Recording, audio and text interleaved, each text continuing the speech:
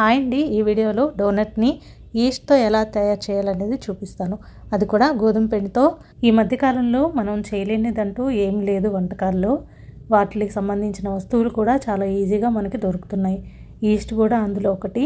చాలా వరకు సూపర్ మార్కెట్లో దొరుకుతున్నాయి, లేదా కావాలంటే మనకు ఆన్లైన్లో కూడా ఈజీగా దొరుకుతుంది. ఇప్పుడు దీన్ని ఎలా తయారు చేయాలనేది చూద్దాము. ముందుగా 1 టీ స్పూన్ ఈస్ట్ వేసుకొని అదే టీ స్పూన్తో 4 టీ స్పూన్ల పొడి చేసుకున్న పంచదార, అలాగే గోరువెచ్చని నీళ్లు వేసుకొని దీని మీద మూత ఉంచి ఒక అరగంట పాటు పక్కన ఉంచామంటే చక్కగా ఇది పర్మిట్ అయిపోతుంది.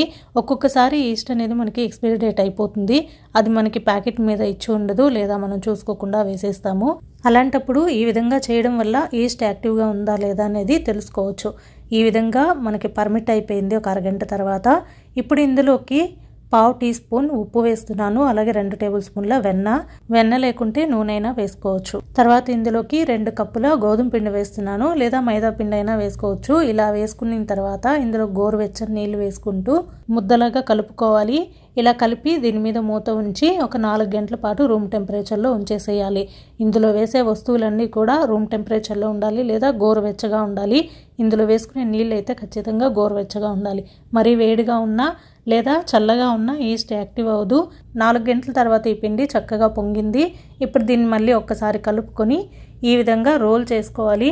దీన్ని చేసేటప్పుడు మీకు కావాలంటే మందంగా చేసుకోవచ్చు, లేదా ఈ విధంగా పల్చగా కూడా చేసుకొని డోనట్ లాగా షేప్ చేసుకోవచ్చు. అయితే నేను ఇక్కడ కొంచెం పల్చగా ఒత్తి ఈ విధంగా నా దగ్గర ఉన్న మూతలతో వీటిని డోనట్ షేప్లో కట్ చేసుకుంటున్నాను. ఇలా షేప్ చేసుకున్న డోనట్స్ అన్ని కూడా ఒక ప్లేట్లో తీసుకొని ఒక వెట్ క్లాత్ని ఈ విధంగా పైన పరుచుకోవాలి.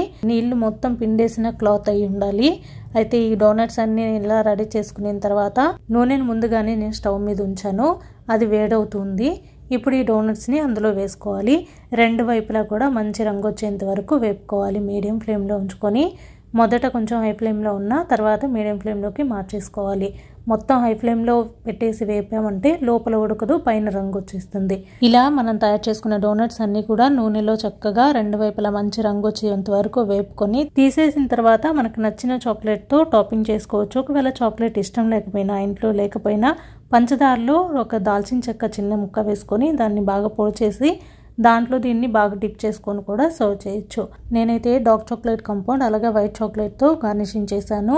ఈ విధంగా ఈస్ట్తో తయారు చేసిన గోధుమ పిండి డోనట్స్ తయారైపోయాయి. మైదా, ఎగ్స్ లేకుండా ఇంట్లోనే డోనట్స్ని బయట దొరికే వాటిలాగా ఎలా తయారు చేయాలనేది చూసాం కదా.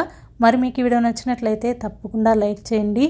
అలాగే మీ ఫ్రెండ్స్ అండ్ ఫ్యామిలీతో ఈ వీడియోని షేర్ చేయడం మర్చిపోకండి. మన ఛానల్ని చూస్తూ కూడా ఇంతవరకు సబ్స్క్రైబ్ చేసుకోకపోతే ప్లీజ్ సబ్స్క్రైబ్ చేసుకోండి. Thank you for watching.